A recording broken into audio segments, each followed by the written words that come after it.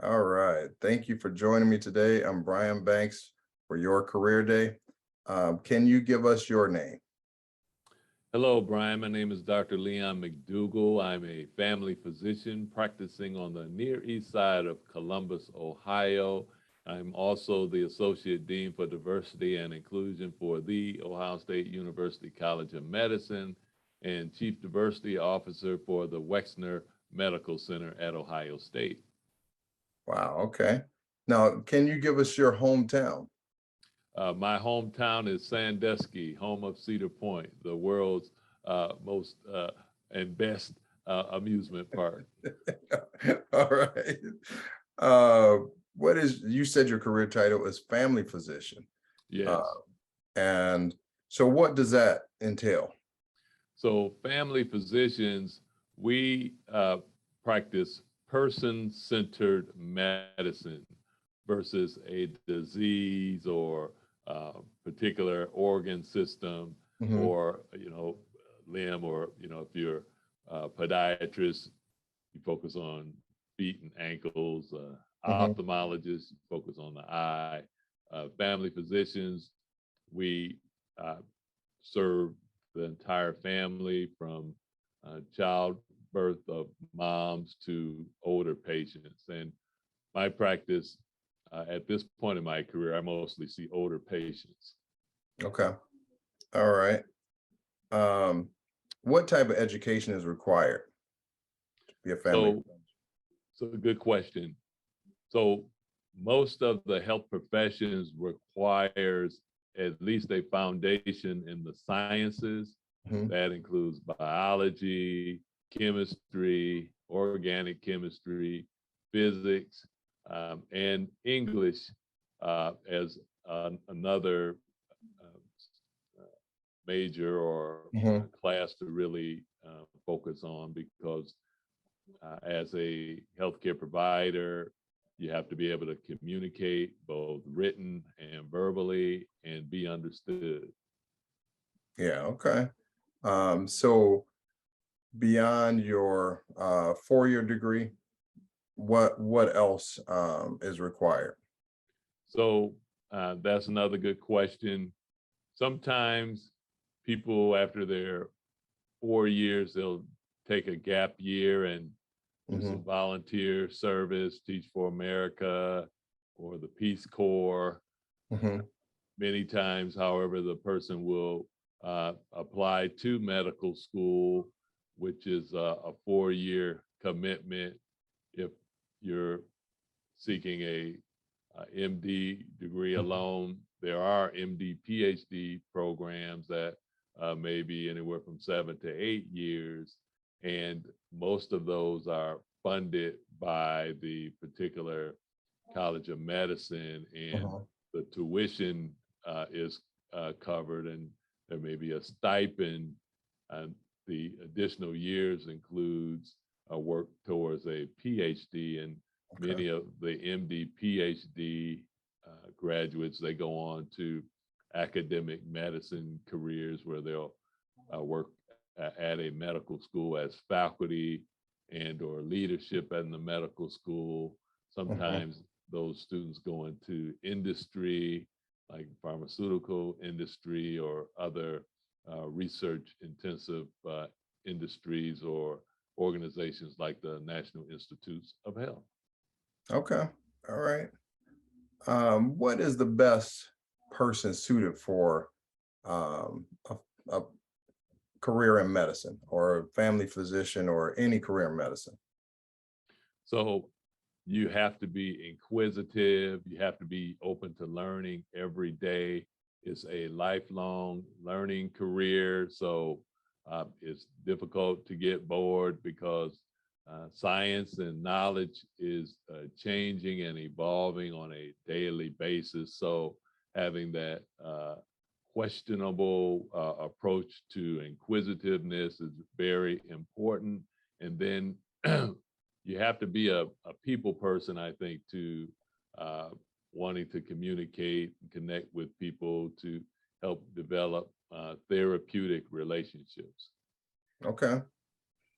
Um, Now, can you talk about your road to your current position? How'd you get to where you are today? Well, good question. And I would start early with having the seed planted to become a physician. I would hear stories growing up as a child about Dr. Waddell William Hunter. He Mhm. was the first Black physician to practice in Sandusky, Ohio. And I Okay. would later find out while going to medical school at Ohio State, he was a class of 1934 graduate of Ohio State. Isn't that something? Wow. Wow. so, then from there, I'm in school, liking science, participating in science. That being said, uh, another turning point or reinforcement point was my fourth grade teacher, Mhm. Dr. or Miss Wilma Stacy. She was a graduate of Kentucky State University, which is a historically Black college. And so, as a fourth grader, she was the only Black teacher in Hancock Elementary, and Mhm. she called my parents and told them in the fourth grade that they needed to start preparing for me to go to college. So just think about that, Brian. Yeah. First generation uh, to go to college in my family. My mom graduated from high school, very intelligent. My dad attended elementary school. They both both of their he and then her family moved to Sandusky for the warmth of other suns, as you know, the best-selling Pulitzer Prize-winning book by Isabella Wilkerson. And so to have her speak that to my family is very critical. And as you know, Brian, there's been research showing that, especially for Black boys, Mhm. having a Black teacher early on in elementary school increases the likelihood that you will, in fact, graduate from high school and go on to college. So I can speak to the truth of that Yeah. in my own experience. And so I played sports, Mhm. football, basketball, track, all that. And here's another deal. Um, I think with what people see on television, they're more readily wanting to encourage, especially Black boys, to play sports. You don't get that same type of affirmation concerning studies. Yeah. So I wrote an article about that Yeah. concerning student athletes and the fact that Black men represent about 70% of the NFL and 80% of the NBA does not offset the lack of us pursuing college degrees, professional degrees. And for example, there are over 800,000 physicians, whereas in the NBA is what 450 or so, and then the NFL maybe 1,500 or so. And when you look at the just sheer numbers, we have, and that's just as physicians. Just think about the other health professions, nurses, Right. radiology technicians, physical therapists, occupational therapists. All these are attainable goals. And I think sometimes the society in which we grow up in and the teachers even and the coaches um, don't pay as much of an attention in us being student athletes. So I want to, in this interview, place a lot of responsibility too on the coaches and with them talking with the parents to Mhm. reinforce persons being a student athlete. Because um, if you focus on athletics, it keeps you out of trouble. You worried about, getting your workout in and all that. You don't have a whole lot of free time. So, Right. and then having a coach that will reinforce the importance of also being a student, I think that can go a long way Yeah. regarding Black boys and men. I agree. Totally. Um, So I know at some point along the line, you went to medical school. After that, was it the service, or what steps did you take besides medical school to help you along the way to get to where you are? Okay, good question. So when being accepted to medical school, I also applied for the Military Health Professions Scholarship and was awarded the Navy Health Professions Scholarship. One of the reasons I applied because I had been nominated to attend West Point and the Naval Academy and decided to go to the University of Toledo because I'm the oldest in the family, and my Mhm. parents at the time were going through a divorce. They later got remarried, but I just didn't feel comfortable going to the Naval Academy in that situation. Mhm. So I so they covered my tuition and I received a stipend. And afterward, I completed my family medicine residency at the Naval Hospital Camp Pendleton in California. Brian, I never dreamed I'd be living in California. That wasn't on my radar. And Right. actually, I was kind of questioning, well, should I go to California? And so went to California, completed my family medicine residency. Hmm. And it's a 3-year residency. And then after that, I was research director for the residency training program and also a member of Fleet Surgical Team 5. So I was a family physician member of FST 5, and what that involves is being connected to a 5-ship amphibious ready group with Wow. about 2,000 Marines, and had an opportunity to participate in 2 Western Pacific tours of duty.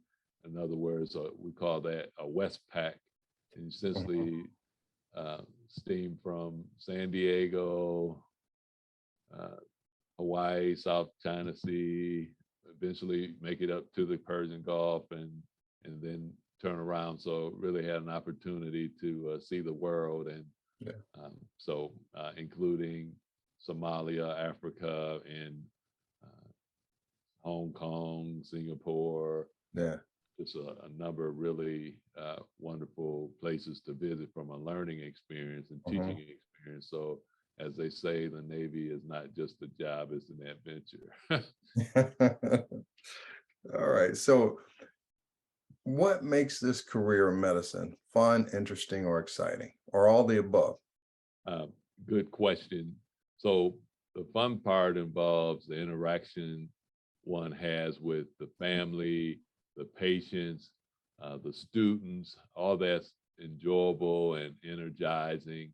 Hmm. So, especially if you enjoy talking with people, I know I don't want to put too much information out there, but you and I have developed a strong relationship in, our meeting many years ago at the Right. University of Michigan. So I get to meet great people like yourself, and that's really it's a journey of developing relationships and working together to improve health outcomes. And for me, my focus has been on the Black community. Okay. So, the final question: what advice would you give to someone that might want to follow in your footsteps? So, advice would be focus, talk with your teachers, let them know that you want to become a physician Hmm. or at least in the health profession. For me, I said, I want to be a doctor, but in my mind, I said, well, if I don't necessarily get into medical school, there are a lot of other health professions. So have a plan A, B, and a C. Right. It could even involve research.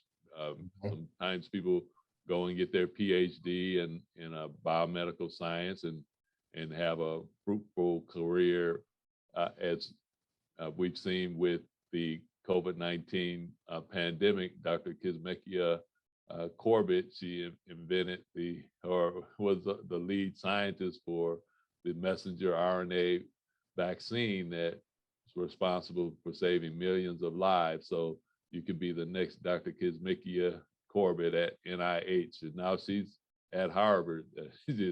Harvard recruited her for their virology lab lead and leadership role. So there are just a number of opportunities in the health professions, and then read biographies about people in the health profession.